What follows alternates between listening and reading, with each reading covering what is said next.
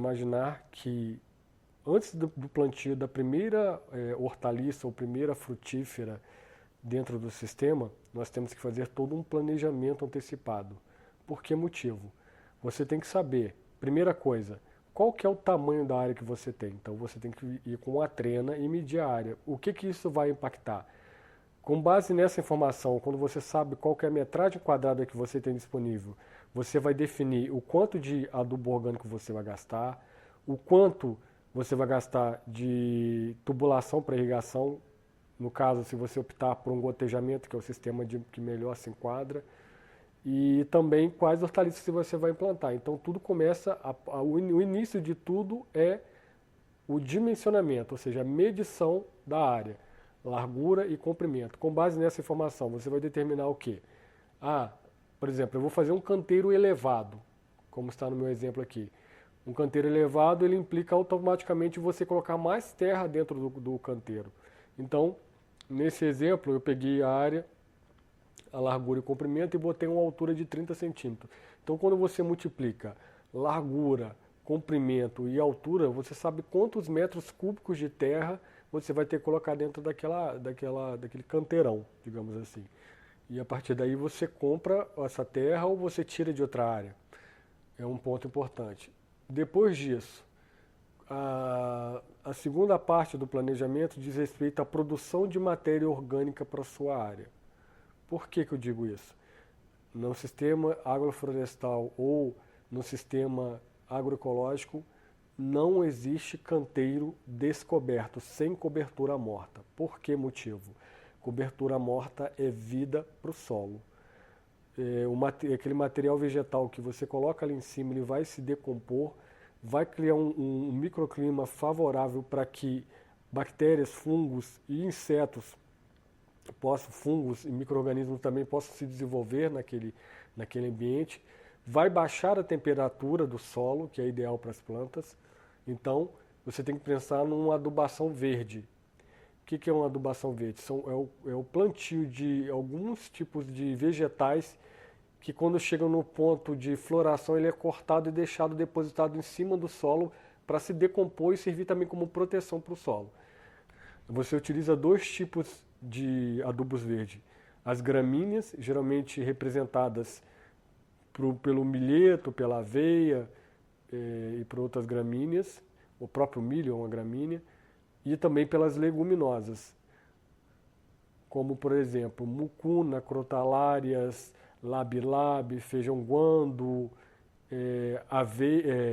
ervilhaca, nabo forrageiro e outras leguminosas no caso. Esse material, quando ele começa a florescer, ele é cortado e deixado sobre o solo. Então, o tamanho da sua área vai impactar também na aquisição da semente, né, no planejamento. E também, um outro ponto importante é que, sabendo o tamanho da sua área, você vai poder pensar no sistema de irrigação que você vai fazer. Então, o ideal é o gotejamento, que é o mais econômico, o mais fácil de lidar. Tem os seus probleminhas, porque se não tiver um filtro ele pode entupir com o tempo, mas fora isso é o sistema mais tranquilo. Ou se você vai optar por mangueira, então isso tudo vai implicar na tubulação que você vai usar, no distanciamento, no comprimento do cano que você vai usar. Isso tudo tem um impacto importante. O dimensionamento também ele impacta no quê? Na quantidade de hortaliças que você consegue ter dentro daquela área. Então, com base no dimensionamento, você vai saber quais são os consórcios de hortaliças que você vai utilizar. Saindo dessa parte do dimensionamento, outro ponto importante diz respeito às ferramentas que você vai usar. Não tem como você montar uma horta sem ter ferramentas. Então, você tem que pensar em diversas ferramentas. Eu vou listar apenas umas aqui, vou deixar a listagem de algumas, mas basicamente enxada, enxadão, ancinho, carrinho de mão, tesoura de poda, garfo e outras ferramentas que você vai utilizar. Eu vou deixar uma listagem aqui para você ter uma noção, isso é importante. Outra coisa também, com base no dimensionamento da área, o que você vai determinar? Se você vai usar uma frutífera ou se você não vai usar uma frutífera dentro do seu sistema. Por que motivo? Dependendo do tipo de frutífera que você vai usar, ela vai ter uma copa muito grande, vai ocupar uma área muito grande, vai dar muito trabalho, muito manejo depois e não vai te dar um aproveitamento ideal para aquela área. Uma área, por exemplo, como no exemplo aí, que tem por volta de 10 metros quadrados, então você vai usar frutíferas de porte médio a baixo. Por exemplo, você vai usar um mamão, você vai usar é, uma, uma bananeira, apesar de que uma bananeira, dependendo da área, vai dar muito manejo, mas é legal você ter uma bananeira. A pitaia, eu acho ideal você ter a pitaia. Pensar em frutíferas de porte médio a baixo. Uma pitanga, lembrando que você vai ter manejo.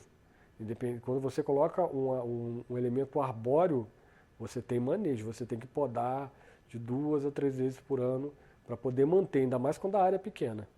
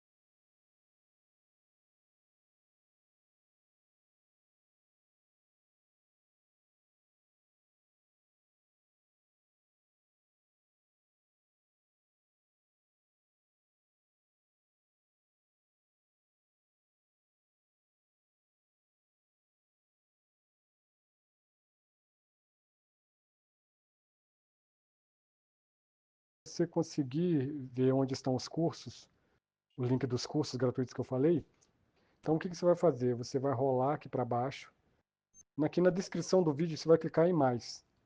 Então aqui embaixo vai ter os links dos cursos. Como eu falei, os cursos são gratuitos, não são meus cursos, são cursos de empresas como a Embrapa e outras instituições.